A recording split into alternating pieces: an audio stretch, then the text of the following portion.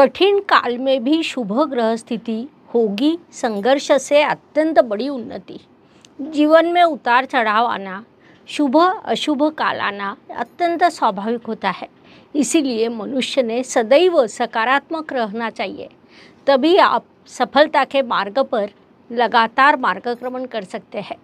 अत्यंत संकटमय परिस्थिति में भी आपके मकर राशि के लिए शुभ ग्रह स्थिति निर्माण होने वाली है, अर्थात कुछ राशियों को भाग्यकारी कहा जाना चाहिए।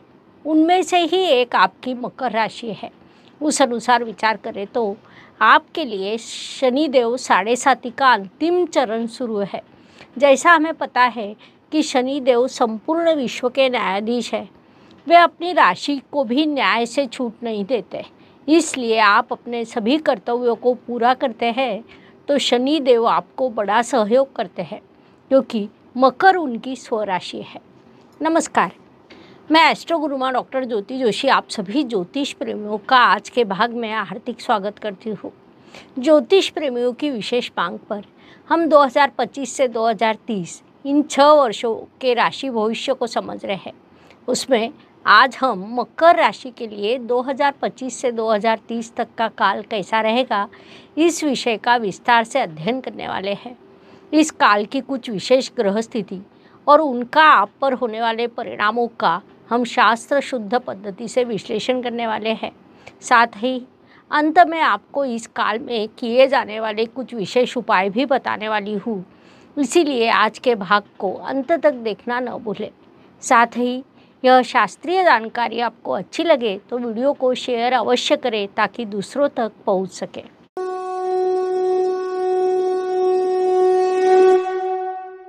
हम दैनिक, साप्ताहिक, मासिक, वार्षिक भविष्य सदैव बताते हैं। उसमें दैनिक और साप्ताहिक राशि भविष्य व्हाट्सएप पर, तो मासिक और वार्षिक राशि भविष्य यूट्यूब चैनल पर हम लोग अपलोड करते हैं। उसका लाभ उठाते हुए आपके कई प्रश्न हम तक पहुंचते हैं। कम्युनिटी सदैव महत्वपूर्ण होती है। वास्तव में कम्युनिटी के कारण ही चैनल चलता है। आप सभी के प्रश्न आते हैं, उस अनुसार पिछले कुछ काल से लगातार आने वाला प्रश्न है कि सन 2030 तक का काल हमारे लिए कैसा रहेगा। प्रश्न के आने के बाद उनके अनुसार अध्ययन शुरू करना और उसके बाद आप तक पहुंचना मेरा कर्तव्य है। उस अनुसार इस विषय का हमने चयन किया है कि 2030 तक का काल मेरे लिए कैसा रहेगा, अर्थात हम यह निजी नहीं बल्कि राशि के अनुसार बताने वाले हैं। यह सब बताते समय एक महत्वपूर्ण भाग आता है कि हम दैनिक राशि भविष्य को देखते हैं, मासिक राशि भविष्य को देखते हैं, तब हर ग्रह के गोचर के अनुसार, उसकी गति के अनुसार कौन से समय काल में कौन से ग्रह को महत्व देना चाहिए ये निर्धारित होता है। अर्थात यदि हमें वार्षिक राशि भविष्य देखना है तो गुरु महत्वपूर्ण होता है। गुरु के अनुसार शेष ग्रहों का भ्रमण कैसा है ये भी देखते हैं, क्योंकि गुरु ग्रह सामान्य रूप से 13 महीने में राशि परिवर्तन करता है। 1.5 वर्ष का भविष्य हो तो हम राहु केतु की स्थिति देखते हैं। 2.5 वर्ष का भविष्य हो तो शनिदेव का गोचर सीधा परिणाम करता है। इसके अलावा अन्य ग्रह भी उनके कारकत्व के अनुसार फल देते हैं। इसके बाद हमें मासिक राशि भविष्य देखना है तो हम गुरु शनि के गोचर को देखते हैं, लेकिन 1.5 महीने में राशि परिवर्तन करने वाले मंगल ग्रह का भी विचार करते हैं। उससे भी अधिक मासिक राशि भविष्य में जब काल के अनुसार विभाजन करते हैं तब रवि, बुध, शुक्र जैसे ग्रह भी सोचते हैं। बुध और शुक्र जो 3 सप्ताह में तो कभी 4 सप्ताह में इस प्रकार आगे पीछे उनका भ्रमण शुरू रहता है। बुध और शुक्र ये दोनों सबसे अधिक अस्त और वक्री होते हैं। उस अनुसार हम साप्ताहिक और मासिक राशि भविष्य को देखते हैं। दैनिक राशि भविष्य का विषय हो तो हम चंद्रमा का गोचर देखते हैं और उसके साथ नक्षत्र भी देखते हैं। कई बार चरणों को भी देखना पड़ता है, क्योंकि चंद्रमा का भ्रमण कौन से नक्षत्र से शुरू है, कौन से चरण से शुरू है, इस पर राशि भविष्य में बहुत कुछ निर्भर करता है। अब जब हम 5-6 वर्ष का विचार कर रहे हैं तो हमें शनिदेव से शुरुआत करनी पड़ेगी। यहाँ पर 4 बड़े ग्रह महत्वपूर्ण होते हैं। उनमें से पहले है शनिदेव, जो 2.5 वर्ष में राशि परिवर्तन करते हैं। राहु ग्रह 1.5 वर्ष में राशि परिवर्तन करता है। उसके बाद गुरुदेव, जो लगभग 12 से 13 महीने में राशि परिवर्तन करते हैं। अर्थात दीर्घकालीन फलकथन करते समय हमें 4 ग्रहों का थोड़ा अधिक विचार करना पड़ता है। उसमें क्रम के अनुसार विशेष ग्रह स्थिति का भी विचार करना पड़ता है। उसी पद्धति से हम 2030 तक के काल का अध्ययन करने वाले हैं। यह सब जानकारी आपको अपनी राशि के अनुसार प्राप्त करनी है तो कमेंट सेक्शन में आप अपना नाम और राशि लिखकर हम तक पहुंचाएं। 2030 तक के काल में आपको कोई विशेष उद्देश्य हो, जैसे मुझे 2027 में अपनी वास्तु लेनी है, तो क्या ये काल मेरे वास्तु के योग है, या आपका विवाह करने का विचार हो, या आपका कोई स्वप्न हो, पढ़ाई पूरी करनी हो, विदेश जाना हो, ऐसा कोई भी विशेष चीज़ आपको करनी है, तो क्या वह काल आपके राशि के लिए उचित है? इस प्रकार आप कमेंट सेक्शन में अपनी राशि और प्रश्न लिखकर भेजें। एक बात मुख्य रूप से ध्यान में लें कि जन्म तारीख, जन्म समय ना दें। उदाहरण दिया जाए तो मान लीजिए कि मेरी राशि वृषभ है, तो क्या 2026 में विदेश जाना मेरे लिए संभव है? क्योंकि जब हम 6 वर्ष के राशि भविष्य को देखते हैं तो उसका स्वरूप स्थूल होता है, लेकिन कुछ योजनाएं दीर्घकालीन होती है, कुछ योजनाएं शॉर्ट टर्म की होती है। इसलिए अब हम 2030 तक का काल आपके लिए कैसा रहेगा, इसे विस्तार से समझने वाले हैं। हर राशि के अनुसार उसका विश्लेषण करने वाले हैं। उसमें हम आपका व्यक्तित्व, स्वास्थ्य, आपके परिश्रम, कर्ज, वास्तु योग, वाहन योग, शिक्षा, संतति, प्रणय, ऐसे विभिन्न विषय लेने वाले हैं। इसके अलावा आपके कर्म की दिशा, लाभ की दिशा, जीवन का मार्गक्रमण उन्नति की ओर या अधोगति की ओर, जीवन का विशेष काल किस वर्ष में 2-3 महीने ऐसे हो सकते हैं, या कोई महीना ऐसा हो सकता है कि जिस काल में आपको विशेष ध्यान रखना पड़े। तो ऐसे सभी प्रश्नों को लेने का हम प्रयास करने वाले हैं। ऐसा करते समय मेरे मन में सभी ज्योतिष प्रेमी और अपनी कम्युनिटी रहती है, क्योंकि आपने हमारे चैनल को लगातार अच्छा प्रतिसाद दिया। उसी कारण से हम यहाँ तक पहुँचे हैं। उसी कारण से हम आपके प्रश्नों को अधिक महत्व देते हैं। केवल निजी प्रश्न ना दें। प्रश्न का स्वरूप राशि के अनुसार सार्वजनिक हो तो उसका उत्तर सभी के लिए लाभकारी हो सकता है। अब प्रश्न है आपके निजी भविष्य का, तो शीघ्र ही हम उस दृष्टि से भी एक विशेष उपक्रम चलाने वाले हैं। उसमें हमारा प्रयास रहेगा कि अपनी कम्युनिटी में से अधिक ज्योतिष प्रेमियों को सीधे उत्तर दिया जाए। उसके लिए हमने जे पद्धति, इस एक स्वतंत्र ज्योतिष पद्धति का संशोधन किया, जिसका उपयोग कर मैं आप सभी के प्रश्नों का उत्तर दे सकती हूँ। उस उपक्रम को भी हम शीघ्र शुरू करेंगे। अब आपके कमेंट्स हमारे लिए महत्वपूर्ण है। आपके कमेंट्स आने के बाद हम कार्य शुरू करते हैं, अर्थात 2030 तक का राशि भविष्य आपके लिए कैसा रहेगा, इस विषय पर हम विस्तार से वार्तालाप करेंगे। ऐसा कहा जाता है कि जब तक बच्चा ना रोए तब तक माता ने उसको दूध नहीं पिलाना चाहिए। उस अनुसार आप पहले कमेंट करें, उसके अनुसार हम वीडियो बनाएंगे। जिस राशि में कमेंट जितने अधिक आएंगे उतना हम राशि की ओर अधिक ध्यान देंगे। कमेंट में आपके प्रश्न जिस विषय पर अधिक होंगे उस विषय को हम हाईलाइट करेंगे, क्योंकि दीर्घकालीन राशि भविष्य बताने में समय की भी मर्यादा होती है। उस अनुसार कौन सा प्रश्न लेना चाहिए, कौन से विषय को अधिक महत्व देना चाहिए, उसे हम आपके प्रश्नों के अनुसार निश्चित करेंगे। जीवन में उतार चढ़ाव आना, शुभ अशुभ काल आना, यह अत्यंत स्वाभाविक होता है। इसीलिए मनुष्य ने सदैव सकारात्मक रहना चाहिए, तभी आप सफलता के मार्ग पर लगातार मार्गक्रमण कर सकते हैं। हम 2025 से 2030 तक के दीर्घकालीन राशि भविष्य को समझ रहे हैं। अत्यंत संकटमय परिस्थिति में भी आपकी मकर राशि के लिए शुभ ग्रह स्थिति निर्माण होने वाली है, अर्थात कुछ राशियों को भाग्यकारी कहा जाना चाहिए। जैसा हमने देखा कि वृषभ, कन्या, मकर, इन राशियों को अन्य की तुलना में ग्रहों से अच्छा सहयोग मिलने वाला है। उनमें से ही एक आपकी मकर राशि है। उस अनुसार विचार करें तो आपके लिए शनिदेव 7.5 का अंतिम चरण शुरू है। जैसा हमें पता है कि शनिदेव संपूर्ण विश्व के न्यायाधीश है, वे अपनी राशि को भी न्याय से छूट नहीं देते। इसलिए आप अपने सभी कर्तव्यों को पूरा करते हैं तो शनिदेव आपको बड़ा सहयोग करते हैं, क्योंकि मकर उनकी स्वराशि है। आने वाले समय में आपके लिए शनिदेव की 7.5 समाप्त होगी। यह अत्यंत शुभ बात है।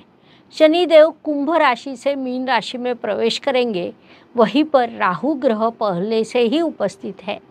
राहु और शनि में मित्रता है। 29 मार्च 2025 को शनिदेव राशि परिवर्तन कर मीन राशि अर्थात आपके तृतीय स्थान में प्रवेश करेंगे। साथ ही 18 मई 2025 को राहु ग्रह राशि परिवर्तन कर कुंभ राशि में अर्थात आपके द्वितीय स्थान में प्रवेश करेगा। साथ ही लगभग 2 महीने शनि और राहु का गठबंधन रहेगा। मीन जल तत्व की राशि है, वहीं पर ग्रहण भी लगने वाला है। महत्वपूर्ण बात है कि वहीं पर अन्य ग्रह भी इकट्ठा होने वाले हैं।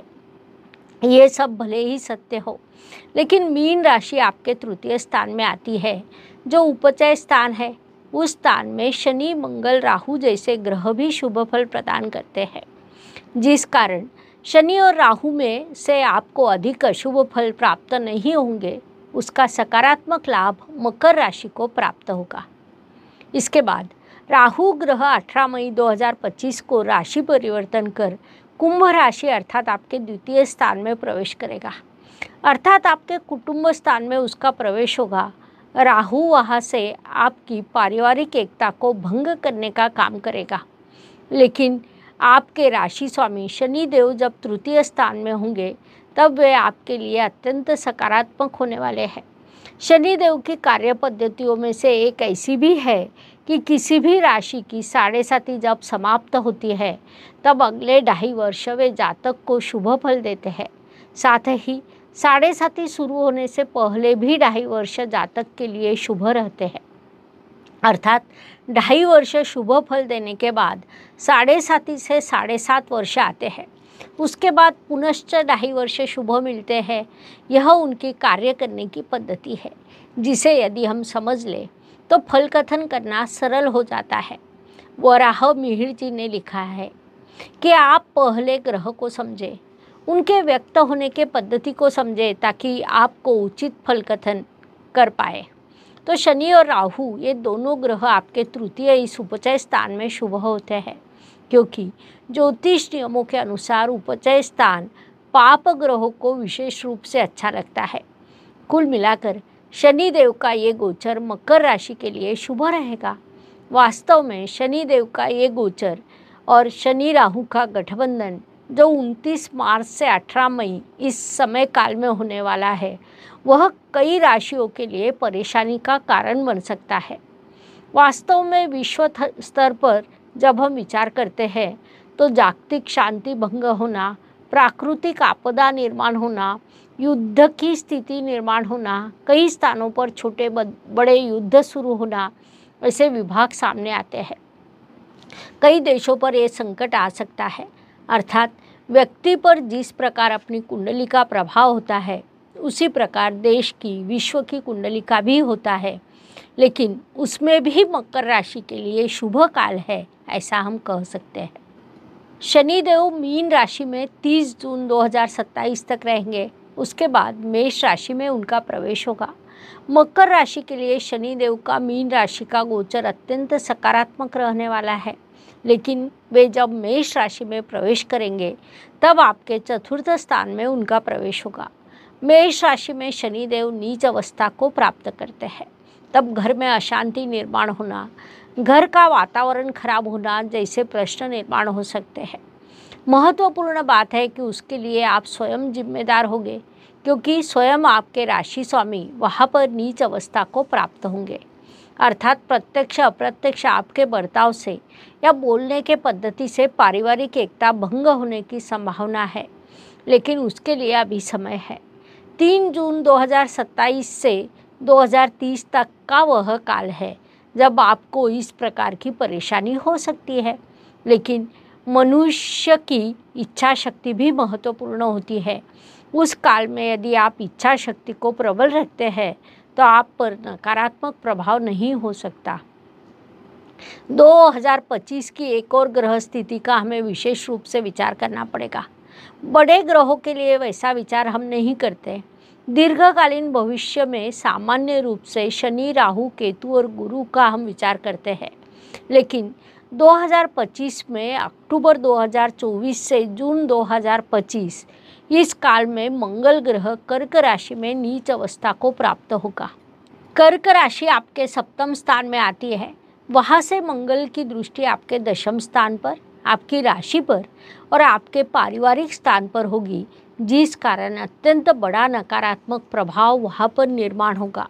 ऐसे काल में पारिवारिक एकता भंग होने की संभावना रहती है। जीवन साथी को लेकर कई प्रकार की भ्रांतियाँ मन में निर्माण होती है। साथ ही आपकी किसी बात को ना सुनते हुए आपको लेकर वे नकारात्मक सोचना शुरू कर देते हैं। अंत में मनुष्य बाह्य प्रश्नों के उत्तर प्राप्त कर सकता है, लेकिन उसके लिए घर में शांति होनी चाहिए। मकर राशि को उस दृष्टि से नकारात्मक प्रश्नों का सामना करना पड़ेगा। शनिदेव के बाद जब हम राहु का विचार करते हैं तो वह मई 2025 को राशि परिवर्तन कर आपके द्वितीय स्थान में अर्थात परिवार स्थान में प्रवेश करने वाला है। वहाँ से राहु आपके लिए पारिवारिक सौख्य कम करेगा। इसके बाद 5 दिसंबर 2026 को राहु आपकी राशि में प्रवेश करेगा। वहाँ से वह आपका ईगो बढ़ाएगा या आपको ऐसा लगने लगेगा कि आप अकेले सही है, बाकी सब गलत है।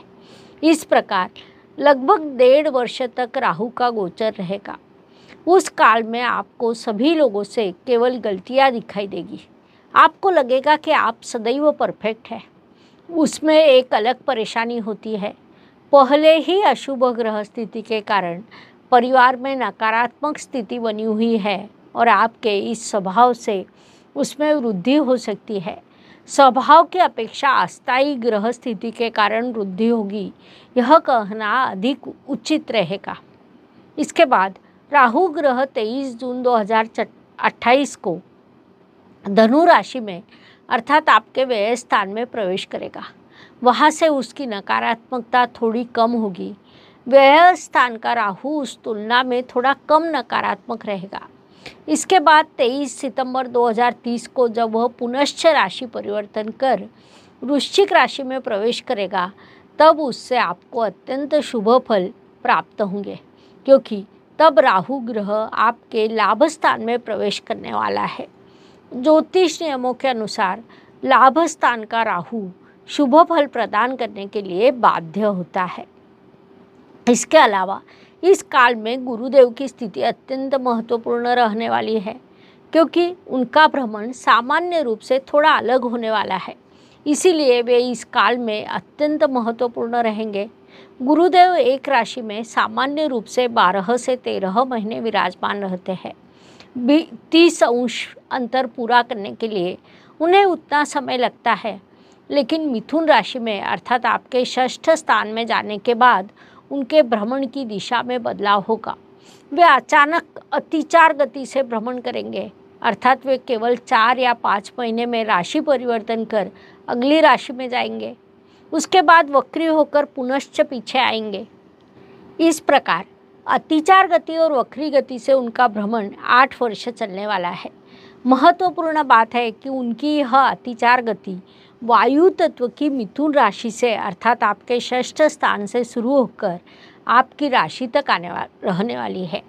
ये सब विचार करें तब एक प्रकार की नकारात्मकता मुख्य रूप से सामने आती है, इसलिए उस पर विचार अवश्य होना चाहिए। 8 वर्ष का यह काल गुरुदेव के कारण आपके लिए थोड़ा संघर्ष का रहेगा, लेकिन जब हम सामूहिक विचार करते हैं तो देश और विश्व की दृष्टि से अधिक संघर्ष का रहने वाला है। इस काल में जागतिक राजनीति में बदलने वाली है, क्योंकि हम इतिहास को देखें तो प्रथम और दूसरे विश्व युद्ध के काल में गुरुदेव इसी पद्धति से 7 वर्ष मार्गक्रमण कर रहे थे। उसके बाद कोरोना काल में गुरुदेव 4 वर्ष इसी पद्धति से भ्रमण कर रहे थे। इतना ही नहीं, महाभारत का युद्ध जब हुआ तब भी गुरुदेव ऐसी ही स्थिति थी। गुरु अर्थात स्थैर्य, गुरु अर्थात शांति, गुरु अर्थात शिक्षा, गुरु अर्थात सफलता, गुरु अर्थात पैसा, सुख, शांति, समाधान होता है। मनुष्य जीवन को सुरक्षित रखने का कार्य गुरुदेव करते हैं। ऐसे गुरुदेव के भ्रमण की गति जब विचलित होती है, अतिचार गति और वक्री गति से जब वे 8 वर्षों तक भ्रमण करते हैं, तब उनकी संरक्षण शक्ति में कहीं न कहीं कमी आती है। उसका एक नकारात्मक प्रभाव सभी लोगों पर होता है। फिर भी मकर राशि दूसरों की तुलना में भाग्यकारी रहेगी। भले ही संघर्ष करना पड़े, लेकिन उन्नति के अवसर भी आपको मिलेंगे। स्थैर्य प्राप्त होगा। समस्याओं का समाधान प्राप्त करते हुए आप उन्नति करेंगे और सफल भी होंगे। उपायों की दृष्टि से विचार करें तो ज्योतिष में कुछ छोटे छोटे और सरलता से किए जाने वाले उपाय बताए गए हैं।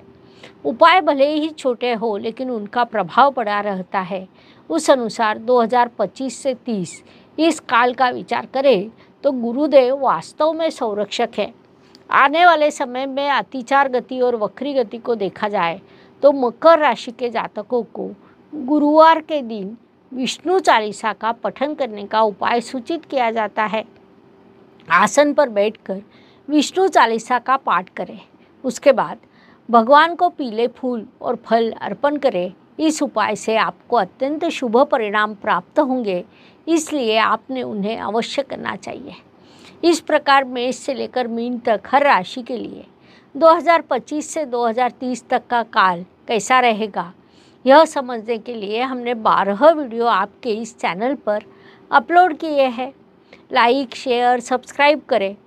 आपके कुछ सवाल हो तो आप कम्युनिटी सेक्शन में लिखें, हम उनका जवाब देने की ज़रूर कोशिश करेंगे। धन्यवाद। शुभम भवतु। जय ज्योतिष। ज्योतिष का अध्ययन तथा शास्त्र की शास्त्रीय तरीके से पढ़ाई करने के लिए मेरी 2 किताबें प्रकाशित हो चुकी है, उनका अवश्य लाभ लीजिए। Please like, share and subscribe the channel. और हाँ, बेल आइकॉन दबाना ना भूलें। धन्यवाद।